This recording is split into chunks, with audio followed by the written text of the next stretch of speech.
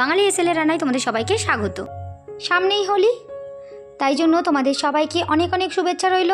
আর পুরো হোলিতে আনন্দটাকে দ্বিগুণ করতে নিয়ে চলে এসেছি একটা নতুন রেসিপি শুধু তোমাদের জন্য। বাড়িতে হোলি মানে তাতে অবশ্যই ভাং থাকবে, পুজো থাকবে, রং মাখামাখি থাকবে, সব কিছু মিলে একটা দারুণ মজাদার পরিবেশ।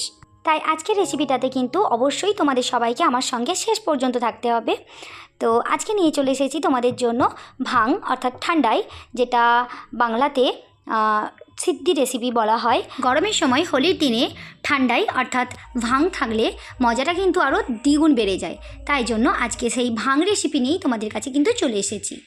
তো এই ভাংটা বানাতে বিশেষ কিছু প্রয়োজন লাগে না, বাড়িতে থাকা কয়েকটা সামগ্রী দিয়েই কিন্তু তৈরি করব। এই উপকরণগুলো যদি হাতের কাছে না থাকে তাহলে চটপট মার্কেট থেকে কিনে নিয়ে চলে এসো, কারণ এর স্বাদটা এতটাই অসাধারণ হতে চলেছে যেটা বাজার থেকে কিনতে গেলে কিন্তু কখনোই পাবে না। এই ভাং রেসিপির কিন্তু মেন উপকরণ হলো কয়েকটা ড্রাই ফ্রুটস এবং সিদ্ধি পাতা, এছাড়া কয়েকটি ফল। সামান্য এই কয়েকটা জিনিস দিয়েই কিন্তু তৈরি করে ফেলবো আজকে ভাং রেসিপি। আর এই রেসিপিটা তৈরি করার জন্য প্রথমেই গ্যাসটা জ্বালিয়ে নিলাম, তার মধ্যে একটা পাত্র বসিয়ে দিচ্ছি এবং এর মধ্যে নিয়ে নিচ্ছি 500 গ্রাম দুধ।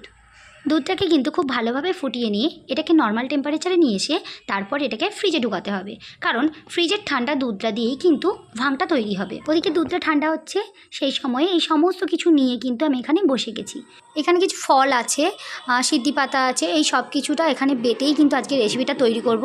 আর এই শিলের মধ্যে বেটে নিয়েই ট্র্যাডিশনালি তৈরি করব, কারণ আগেকার দিনে যেমন হতো ঠিক সেইভাবেই তৈরি করে নিচ্ছি ভাং। তাহলে চলো এবার শুরু করি। প্রথমেই আমি একটা আপেল নিয়ে নিচ্ছি। তো এই আপেলটাকে পুরোটা দেবো না, অর্ধেকটা দেব, কারণ আমি এখানে আজকে 3-4 গ্লাসের মতো করছি, তো তাই জন্য অর্ধেকটা আপেল দিচ্ছি। আপেলটা একটু বড় আছে। তো আপেলের খোসাগুলো খুব ভালোভাবে পরিষ্কার করে নিচ্ছি এবং এর দানা সমস্ত কিছুটাই ভালো করে পরিষ্কার করে নিচ্ছি, কারণ তা না হলে কিন্তু মুখে লাগবে। তো সেই জন্য ভালো করে পরিষ্কার করে নেওয়ার পর এগুলোকে কিন্তু টুকরো করে কেটে নিচ্ছি, যাতে করে আমার বাড়তে সুবিধা হয়। তো অর্ধেকটা আপেল টুকরো টুকরো করে কেটে নিলাম। এবার এতে দিয়ে দিচ্ছি কলা। এখানে আমি কাঁঠালি কলা ব্যবহার করেছি, কেউ চাইলে সিঙ্গাপুরি কলাও ব্যবহার করতে পারে। তো আমি এখানে কাঁঠালি কলা দিচ্ছি। আমি এখানে 2টো কলা দিচ্ছি, যেহেতু 4 গ্লাস হবে সেক্ষেত্রে আমি 2টো কলা দিলাম। এবং কলার দানাগুলোকে কিন্তু খুব ভালোভাবে পরিষ্কার করে নিতে হবে, তা না হলে গালে লাগবে। তাই 2-1টা দানা থেকে গেলে সেগুলোকে পরিষ্কার করে নিতে হবে। তো পরিষ্কার করে নিয়ে এবার নিয়ে নিচ্ছি আঙুর। এখানে কিন্তু কয়েকটা আঙুর আমি ভালো করে ছাড়িয়ে নিচ্ছি। কোনোভাবেই কোনো ফলেরই কোনোভাবে দানা বা খোসা যেন না থাকে, তাহলে কিন্তু সেটা খেতে অস্বস্তিকর একটা হবে, তো ভালোও লাগবে না। তো তারপরে নিয়ে নিয়েছি ড্রাই ফ্রুটগুলো। ড্রাই ফ্রুটের মধ্যে এখানে কিন্তু রয়েছে কাজু, কিশমিশ এবং আমন্ড বাদাম। কেউ চাইলে এখানে চার মগজও ব্যবহার করতে পারে, কিন্তু আমার ভালো লাগে না বলে আমি সেটা ব্যবহার করলাম না, স্কিপ করলাম। এরপর নিয়ে নিচ্ছি গোলাপের পাপড়ি। আমি এখানে অরিজিনাল গোলাপের পাপড়ি ব্যবহার করছি, কোনো রকম গোলাপ জল ব্যবহার না করে, কারণ আমি ট্র্যাডিশনালি অরিজিনাল ব্যাপারটা ধরে রাখতে চেয়েছি, তাই জন্যই কিন্তু আমি গোলাপের পাপড়িগুলোই ব্যবহার করলাম। এবার এটার মেন উপকরণ হলো সিদ্ধি পাতা। এখানে কিন্তু আমি সিদ্ধি পাতা বাজার থেকে কিনে নিয়ে এসে ভিজিয়ে রেখেছিলাম 1 ঘন্টার মতো। তো এটা ভিজে গেছে, ভালো করে ধুয়ে নিচ্ছি। ধুয়ে নিয়ে তারপর এটাকে তুলে নিচ্ছি বাটার জন্য। এই সিদ্ধি পাতাটার ওপরেই কিন্তু নির্ভর করবে নেশা হওয়ার ব্যাপারটা। তো আমি খুব বেশি নেশা চাই না, তাই জন্য অল্প পরিমাণ সিদ্ধি পাতায় ব্যবহার করেছি। এরপরে কিন্তু অ্যাড করছি ছোটো এলাচ 8-10টা। এই এলাচটাই কিন্তু সিদ্ধির সম্পূর্ণ ফ্লেভারটাকে চেঞ্জ করে একটা সুগন্ধ নিয়ে আসবে, যেটা খেতে কিন্তু অত্যন্ত সুস্বাদু হয়ে উঠবে। এরপর দিয়ে দিচ্ছি মৌরি 2 চামচের মতো। এই মৌরিটাও কিন্তু ফ্লেভারের জন্যই দেওয়া হচ্ছে এবং টেস্টটা একদম চেঞ্জ করে দেবে। আর এই এলাচ আর মৌরিটাই কিন্তু এর ফ্লেভারটা বের করবে এবং সিদ্ধিটাকে খুব সুন্দর তৈরি করবে। তো এই সমস্ত কিছুটাকে ভালো করে বেটে নিচ্ছি।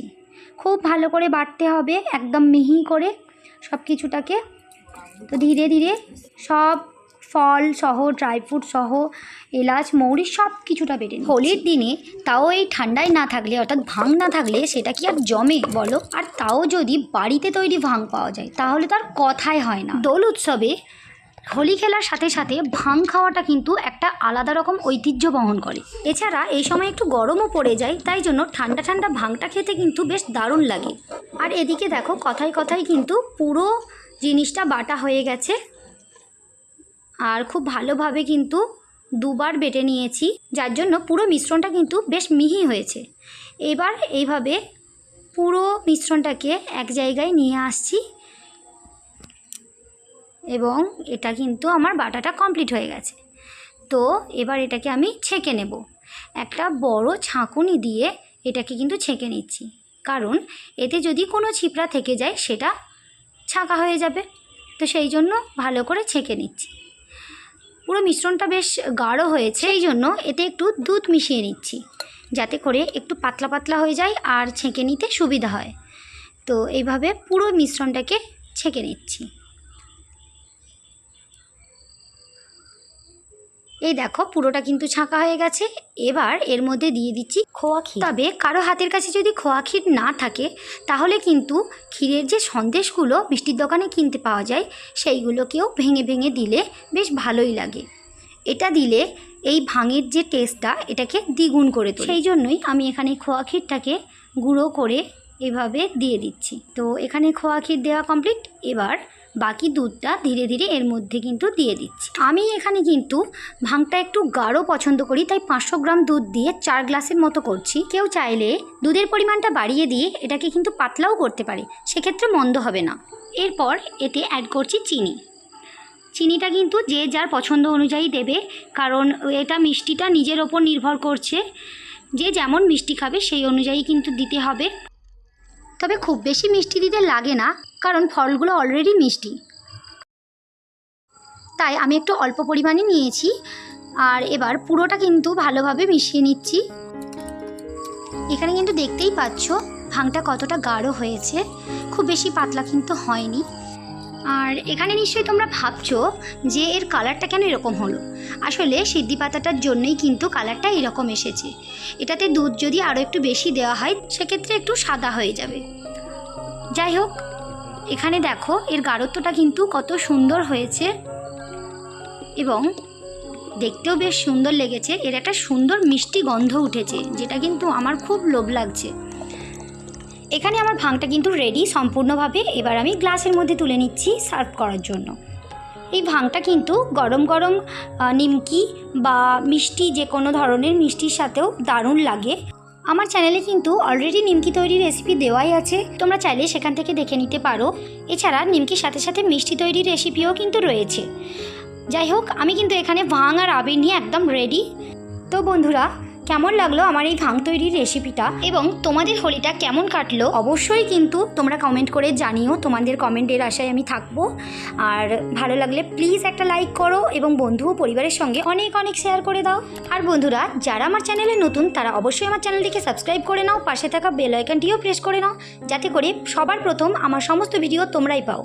এর সাথে সাথে সবাইকে জানাই অসংখ্য ধন্যবাদ এবং হ্যাপি হোলি।